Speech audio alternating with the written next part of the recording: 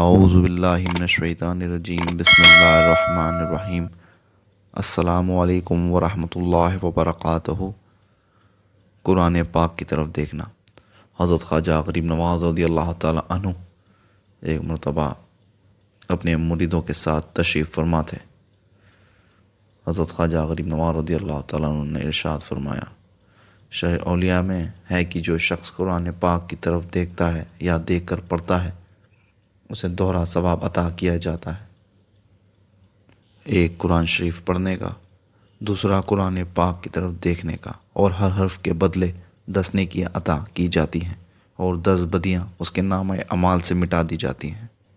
اس موقع پر حضرت خواجہ قطب الدین بختیار کاکی رحمۃ اللہ علیہ نے پوچھا، حضور قرآن کریم سفر میں ہمراہ لے جانا جائز ہے یا نہیں؟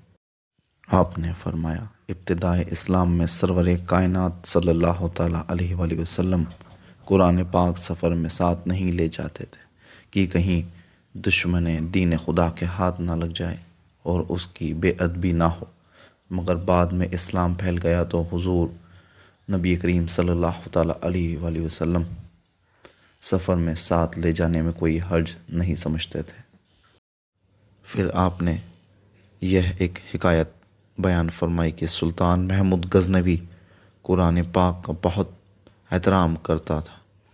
ان کے انتقال کے بعد کسی نے ان کو خواب میں دیکھ کر پوچھا کہ اللہ تعالیٰ نے آپ کے ساتھ کیا سلوک کیا؟ تو جواب دیا کہ ایک دفعہ میں کسی کے گھر میں مہمان تھا، رات کو جس کمرے میں مجھے آرام کرنا تھا وہاں ایک طاق میں قرآن پاک رکھا ہوا تھا۔ میں نے دل میں سوچا کہ یہ قرآن شریف ہے، میں کس طرح سوں گا؟ پھر خیال آیا کہ قرآن پاک کسی اور کمرے میں رکھ دیا جائے، مگر پھر سوچا کہ اپنے آرام کی خاطر میں کیوں اسے باہر کروں؟ میں قرآن کریم کے احترام میں ساری رات بیٹھا رہا، ایک پل بھی نہ سویا۔ اللہ تعالیٰ کو میرا یہ عمل پسند آ گیا اور قرآن کریم کے احترام کے صدقے میں اس نے مجھے بخش دیا۔ سبحان اللہ۔ اس کے بعد حضرت خواجہ غریب نواز نے ارشاد فرمایا کہ جو شخص قرآن پاک دیکھتا ہے اللہ تعالیٰ کے فضل و کرم سے اس کی آنکھوں کی روشنی بڑھتی ہے اور اس کی آنکھیں کبھی نہیں دکھتی۔ اس سے سلسلے میں مزید فرمایا کہ ایک دفعہ ایک بزرگ قرآن کریم کی تلاوت کر رہے تھے، ایک نابینا ان کی خدمت میں حاضر ہوا اور آنکھوں کی بصارت کے لیے ان سے دعا کی۔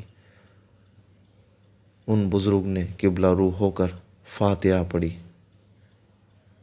اور قرآن شریف اٹھا کر اس شخص کی آنکھوں سے لگایا، جس کی برکت سے اس کی آنکھیں اسی وقت روشن ہو گئیں۔ اس کے بعد سرکار خواجہ غریب نواز رضی اللہ تعالیٰ عنہ نے فرمایا کہ میں نے جامع الحکایت میں پڑھا ہے کہ ایک فاسق نوجوان کے انتقال کے بعد لوگوں نے خواب میں اسے جنت میں دیکھا۔ اس سے پوچھا گیا کہ تیری مغفرت کا کیا سبب ہے؟ اس نے کہا، بے شک میں بہت بدکار تھا لیکن قرآن کریم کا بہت ادب احترام کرتا تھا، جہاں کہیں قرآن مجید دیکھتا احترام سے کھڑا ہو جاتا۔ اللہ تعالیٰ نے مجھے احترام قرآن کی بدولت بخش دیا اور یہ مرتبہ عنایت فرمایا، بے شک وہ غفور الرحیم ہے۔ اس کے بعد حضرت خواجہ غریب نواز رضی اللہ تعالیٰ عنہ نے کعبے کو دیکھنے کے متعلق بیان فرمایا۔ حضرت خواجہ غریب نواز نے حدیث پاک کی روشنی میں ارشاد فرمایا کہ خانہ کعبہ کی طرف دیکھنا بھی عبادت ہے۔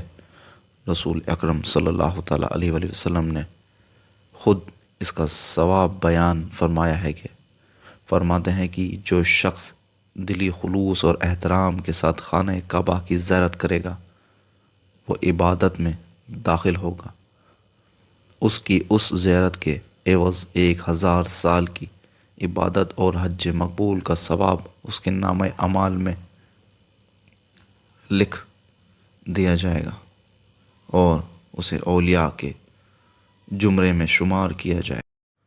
اس کے بعد حضرت خواجہ غریب نواز نے مرشد کی شان بیان فرمائی۔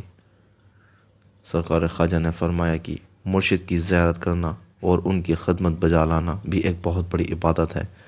میں نے معرفت المریدین میں پڑھا ہے کہ حضرت خواجہ شیخ عثمان ہرونی رحمۃ اللہ علیہ فرماتے ہیں کہ جو شخص اپنے پیر کی خدمت دل و جان سے کرتا ہے، اللہ تعالیٰ اسے بغیر حساب کے جنت میں داخل کرے گا اور اس کو موتیوں کے 1000 محل عطا کرے گا، 1000 سال کی عبادت کا ثواب اسے عطا کرے گا اور 1000 حوریں اس کی خدمت میں معمور کی جائیں گی۔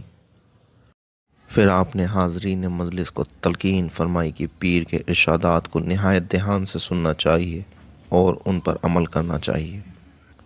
نماز، روزہ اور وظائف جو وہ بتائیں ان کی پابندی کرنا لازم ہے اور پیر و مرشد کی خدمت میں زیادہ سے زیادہ حاضر ہونے کی کوشش کرنی چاہیے۔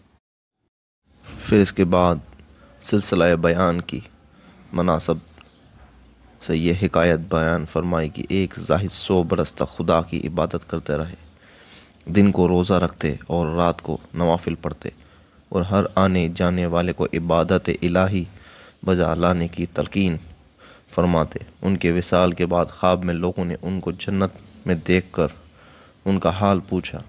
انہوں نے جواب دیا کہ میری رات دن کی عبادت جنت میں داخلے کا باعث نہیں ہوئی، بلکہ اللہ تعالیٰ نے مجھے اپنے پیر کی خدمت کی بدولت بخش دیا ہے۔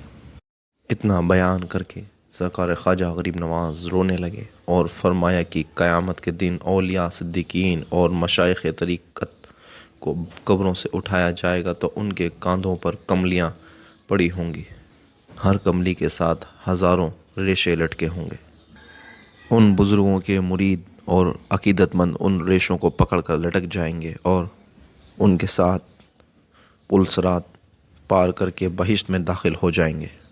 یہ فرمانے کے بعد سرکار خواجہ تلاوت کلام پاک میں مشغول ہو گئے اور مجلس برخاست ہو گئی۔ سبحان اللہ۔